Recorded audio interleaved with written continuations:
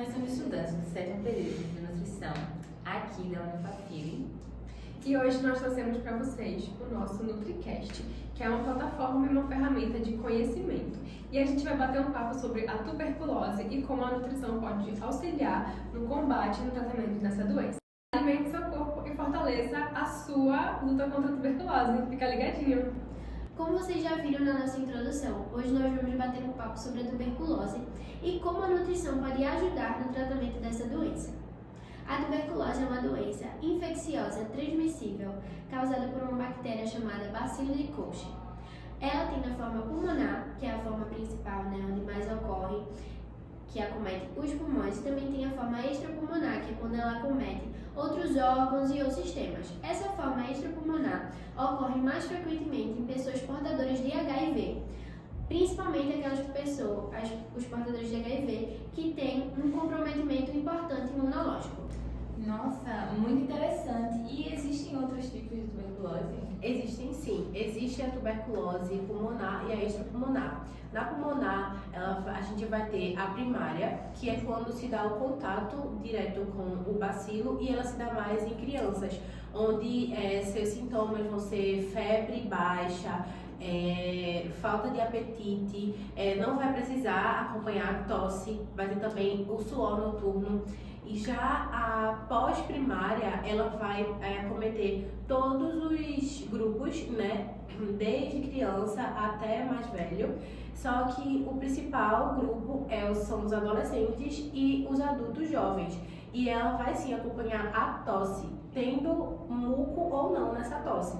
Já a extrapulmonar, ela vai ser mais voltada para pessoas com HIV, e ela acomete também não só o pulmão, ela acomete outros órgãos, e os sintomas vai depender muito de onde está a tuberculose. E como a Eduarda falou, as pessoas que têm HIV, elas vão ficar mais vulneráveis, porque vão mexer mais com o sistema imunológico, e aquela pessoa com o sistema já debilitado, vai ser mais fácil da infecção acontecer no seu corpo.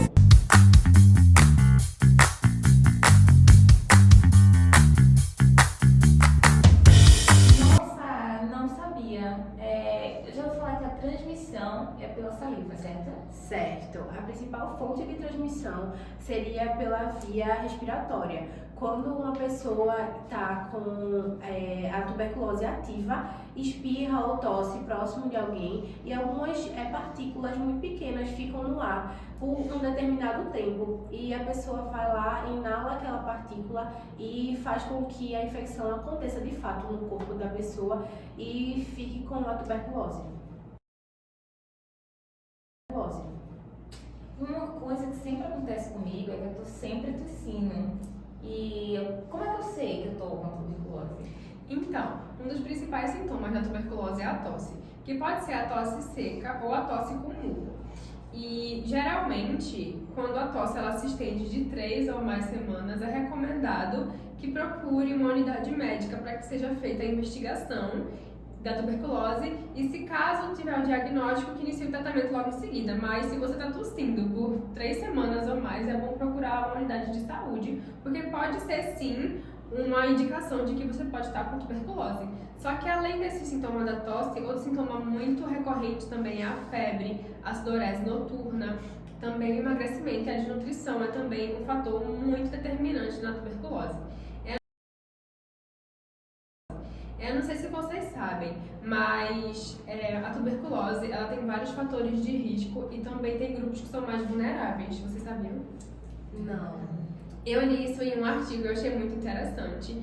É que a gente sabe que um dos fatores de risco é o sistema imunológico. Então, as pessoas que têm um sistema imunológico comprometido e debilitado, essas pessoas são mais vulneráveis a terem a doença, são esse grupo vulnerável. Então, pessoas com HIV que têm um sistema imunológico mais debilitado são pessoas muito vulneráveis a contrair a doença, e é muito comum. Crianças abaixo de 2 anos também são muito vulneráveis por terem um sistema imunológico mais fraco e não tão resistente. Idosos também de mais de 60 anos são muito vulneráveis por conta de comorbidades, de doenças crônicas e também por ter um sistema imunológico já que está desgastado. Outro fator também muito determinante é o tabagismo. Então, pessoas que elas têm o costume de fumar todos os dias ou há muito tempo, elas são muito propícias a pegar infecções por essa bactéria que causa tuberculose, já que o pulmão está comprometido, então é muito fácil de contrair essa doença.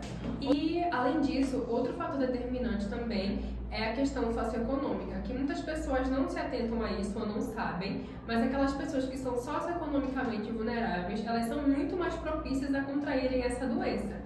Ou seja, são aquelas pessoas que moram em situação de rua, são aquelas pessoas que não têm saneamento básico, aquelas pessoas que não têm alimentação básica, que não têm acesso a um sistema de saúde. Então, essas pessoas estão muito mais propícias a contraírem a doença do que as outras.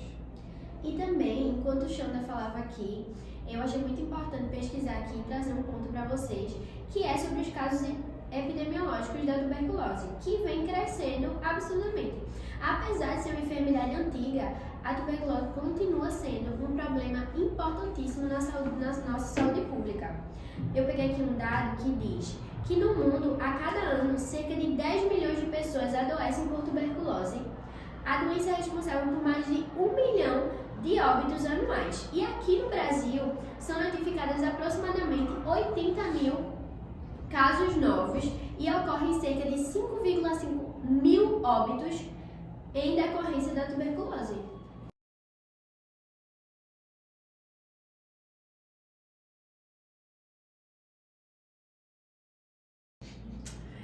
E um dos pontos também que a tuberculose afeta é a desnutrição, né? Poucas pessoas sabem, mas ela atinge também os aspectos fisiológicos, comportamentais, metabólicos, podendo causar, no caso, né, a perda do apetite, a saúde mental também vai ser afetada e alterações digestivas. Na perca do apetite, vai fazer o que vai causar a perca do apetite é a febre, náusea, tudo isso vai fazer com que o indivíduo perca o apetite.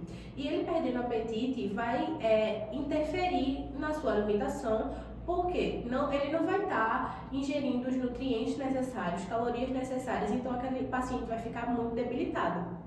Já na alteração digestiva, ela vai ser causada pelos vômitos, pelas diarreia, náusea. Aquele indivíduo vai fazer com que ele perca muitos nutrientes, muitas coisas que ele já está ingerindo pouca coisa, né? Porque já vai ter perdido seu apetite e vai fazer com que ele não tenha a absorção necessária dos nutrientes que ele precisa para poder fazer seu tratamento. E também tem a saúde mental, que vai fazer com que o indivíduo ele tenha enjoos, né, por causa da sua ansiedade, causada pela ansiedade, e vai fazer com que o indivíduo perca seu apetite. E com isso comprometendo o corpo inteiro e acontecendo a desnutrição. E o tratamento nutricional ele é muito importante para auxiliar no tratamento farmacológico e ele vai ser muito importante na recuperação da doença, fortalecendo o sistema imunológico, nutrientes como vitaminas A, C, D, E, minerais como selênio e zinco vão ajudar muito nessa questão do fortalecimento do sistema imunológico, que é um fator de risco, como o Xanda falou. Também vai ajudar na manutenção de massa magra e do peso, que como Vitória também falou, os portadores de tuberculose, eles têm uma perda de apetite, e pela perda de apetite eles podem perder peso e massa magra. Também vai auxiliar na prevenção de deficiências nutricionais. Quando o paciente tem a tuberculose, ele vai ter um aumento de demanda metabólica e uma má absorção e ingestão de nutrientes. Então, a nutrição vai entrar aí para prevenir esses possíveis agravos, né, no quadro da doença. E agora, para encerrar, a pergunta que vai fechar com chave de ouro o nosso NutriCast é que primeiramente, vocês já sabem que a nutrição ajuda no tratamento da tuberculose. Mas agora eu quero saber, porque eu ouvi dizer que pacientes que têm tuberculose devem manter uma alimentação natural e rica em vitaminas, certo? Explica pra gente o que pode e o que não pode. Então, as recomendações nutricionais para os pacientes que são diagnosticados com tuberculose são várias. Entre elas, que o paciente deve comer de 4 a 6 vezes por dia, evitando grandes intervalos, e evitando muito tempo sem se alimentar. Que ele também consuma comidas pastosas, introduzir comidas pastosas, não só pastosas que não é necessário, mas que ele também possa introduzir essas comidas pastosas para não estimular tanto a tosse. Também que tenha uma alimentação rica em carboidratos, em proteínas, em lipídios, porque esses pacientes eles perdem muita massa muscular e eles também perdem muita energia. Então, a alimentação rica nesses nutrientes ia ser essencial para repor todas essas energias. Também que seja consumida muita água e muitos líquidos para manter a hidratação. Consumir aqueles alimentos que são mais naturais, mais frescos, que são ricos em vitaminas, em fibras, também é essencial. Além disso, se for necessário, fazer também a suplementação de nutrientes também é uma boa ideia nesse quadro, no caso.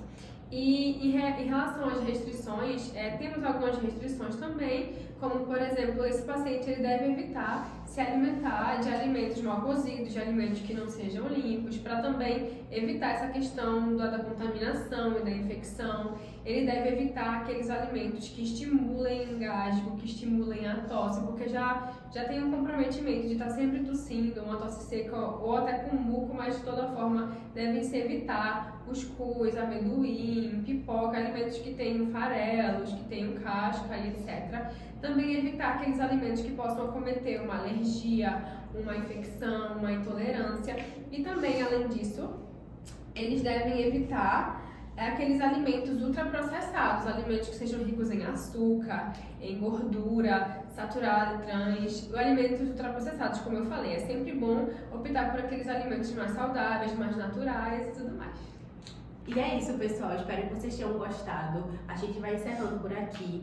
Nosso videocast foi muito rico de informações, né? A gente aqui falou sobre a tuberculose, os sintomas, tratamentos dos grupos mais vulneráveis. E a gente encerrou com Xanda dando algumas dicas pra gente, né? Pra ficarmos atentos a tudo isso. E é isso. Espero que vocês tenham gostado e até a próxima. Isso, se você gostou, deixa seu like, comenta aqui embaixo pra gente saber se você gostou de verdade, compartilha com seus amigos. Tchau, pessoal, até o próximo vídeo. Tchau, gente!